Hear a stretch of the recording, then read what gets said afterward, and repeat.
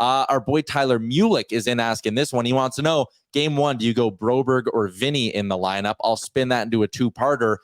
What have you thought of Philip Broberg since jumping into this Oilers lineup, and is he in your game one lineup? He's been invisible in a good way.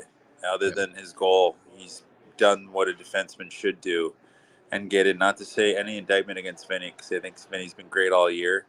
I think he just provides a little bit of pace on the back end, and especially the third pairing is going to be the most important in this series, because after Barkov and Reinhart and Bennett, that's where Nurse and Kulak, and then obviously Ekholm and Boucher are going to get the majority of the minutes. They're going to have to really dominate on that third pairing, and that's been a big issue for other teams, challenging the Panthers, is the third pairing got eaten up a little bit. So I really do think Broberg's going to have a big part in this. I do think you go with Broberg to start. I just like the way they've played. I think he looks calm. He looks confident. You need a guy that can kind of skate the puck and break out pucks clean. And then obviously if something goes awry and things get a little bit too rough, I think you can bring Vinny in. But this is really a team that can skate. And the Panthers, and they get on the forecheck, you need guys that can break the pucks out clean, because they're going to be coming all night. And Phillips a guy that can do that. And I actually really proud of, having known the kid and seeing what he's done this year, and not getting a look and then coming in at such a high stakes moment and really playing the right way. And I love Vinny too. They're just great kids and great talents, and they both have long careers. So I think Vinny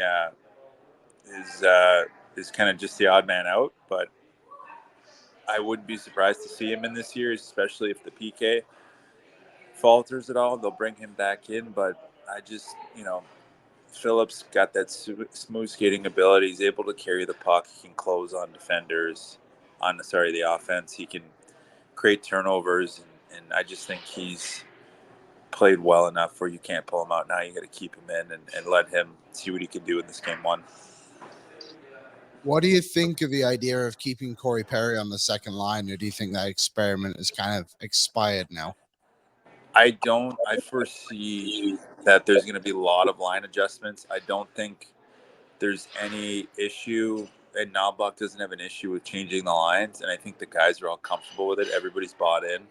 So I wouldn't be surprised to see guys come in and out of the lineup. I other than seeing McDavid with Hyman and probably Leon with Evander not with Evander, but either than just seeing on the odd occasion the Leon, Connor, Hyman line, I think everything's going to be up in the air depending on how the feel out of the series. It's going to be a big matchup series. How do you get Barkov away from Connor?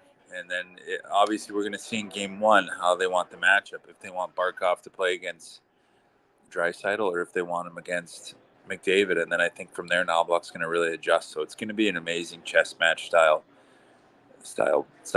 finals. I think this is probably the best matchup we could get. I know Dallas would have been cool to watch them, and especially the run they were on, but I just think they would have got ran over by Florida. I think Florida's just a little too tough for them. So I think this matches up really well for Edmonton if they can, if their depth can continue to produce like they have. I think it's going to be a big storyline, because the depth of Florida, they roll four lines, so you can't get away from it.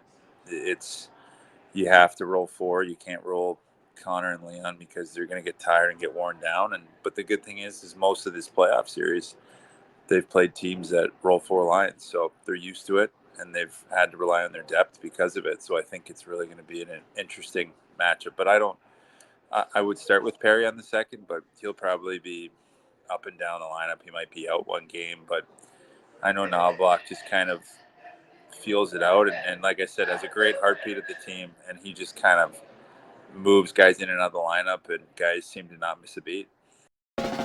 What's up, Nation citizens? If you like that video, then you need to be subscribed to the Oilers Nation YouTube. Podcasts, live shows, exclusive interviews, and analysis. Everything you need from your favorite voices at Oilers Nation. And you don't want to miss any of it, so hammer that subscribe button.